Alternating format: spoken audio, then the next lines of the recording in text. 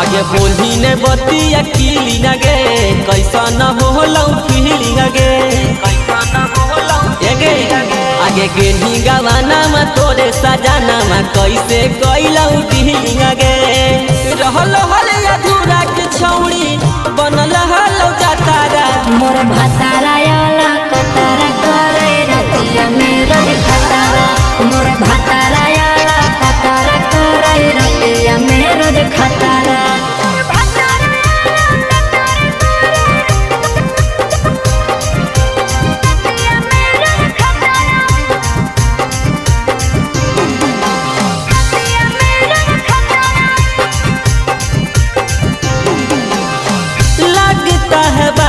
हमसे कुछ तो छुपाती हो ससुरा के बात सच सच नहीं बताती हो कि कहियो छोड़ा तोरा है अपन परेशानी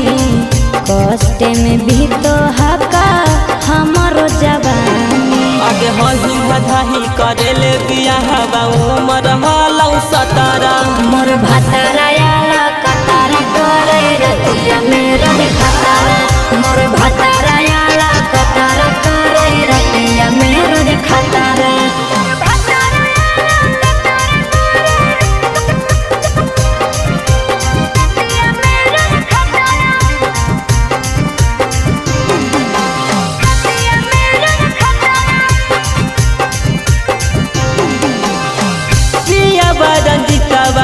ससुरा के सुख गे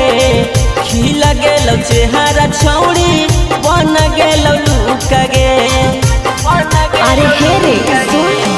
कि कहियो प्यारे रोशन बतिया हंसा चरे रात भर करो हका पलंग मचमचरे लागे पंडिता ठीक से नहीं देखले हलौ पतारा मोर भातारा याला कतारा करे रतिया